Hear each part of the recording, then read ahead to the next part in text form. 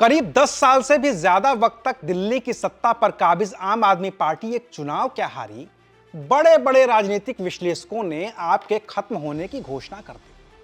Party का मरसिया तक पढ़ा जाने लगा और अब भी पढ़ा ही जा रहा है।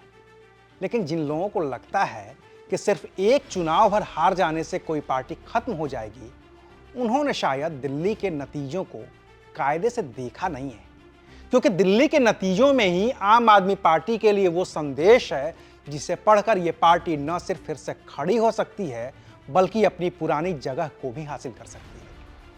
आखिर क्या है पूरी कहानी और क्यों आपके खात्मे की भविष्यवाणी महज राजनीतिक विद्वेष है, बताएंगे विस्तार से।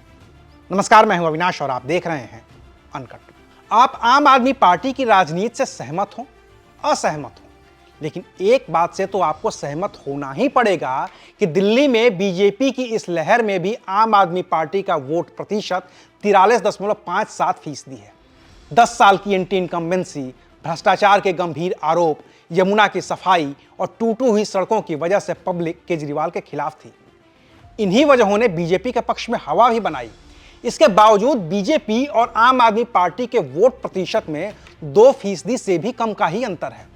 चुनाव आयोग का आंकड़ा बताता है कि दिल्ली की 70 विधानसभा सीटों में से 48 सीटों पर जीत दर्ज करने वाली बीजेपी को इस चुनाव में 45.56% वोट मिले, जबकि 22 सीटों पर सिमटने वाली आपके पास अब भी 43.57% वोट हैं। इतनी भारी एंटी इनकम्बेंसी, इतनी भारी नाराजगी के बाद भी 2020 की तुलना में आपके वोट प्रतिशत में 10% की गिरावट आई है, जबकि लहर के बावजूद बीजेपी 2020 की तुलना में 7% वोट ही ज्यादा हासिल कर पाई है।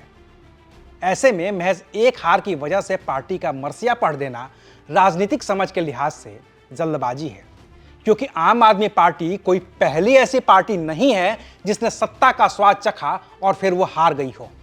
इस देश में जितने भी कद्दावर नेता रहे हैं, चाहे वो अटल बिहारी वाजपेयी हों या फिर इंदिरा गांधी, सब चुनाव हारे हैं।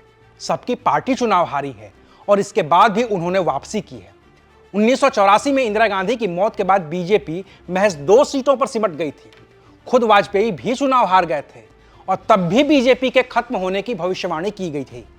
लेकिन यही बीजेपी पहले 1998 और फिर 1999 में गठबंधन के सहारे तो 2014 और 2019 में अपने बूते बहुमत ले आई और 2024 में वो गठबंधन के सहारे फिर से एक बार सत्ता में है। कांग्रेस के साथ भी यही हुआ था। 1977 में आपातकाल के बाद हुए चुनाव में न सिर्फ कांग्रेस हारी, बल्कि इंदिरा अपना खुद का चुनाव हार गई। लेकिन 1980 में इंदिरा ने वापसी की और 1984 में इंदिरा की मौत के बाद कांग्रेस को इतनी सीटें मिली जितनी आज तक के राजनीतिक इतिहास में किसी भी दल को नहीं मिली हैं। और इस बड़ी जीत के ठीक 5 साल बाद 1989 में कांग्रेस ऐसी हारी कि उसके बाद वो कभी अपने बूते सत्ता में आ ही नहीं पाई और 2014 के बाद से तो वो 100 सीटें भी नहीं पहुंच पाई है। लेकिन तब भी किसी ने कांग्रेस के खत्म होने की बात नहीं कही। किसी ने उस पार्टी का ऐसा मरसिया नहीं पढ़ा जैसा आपका पढ़ा गया।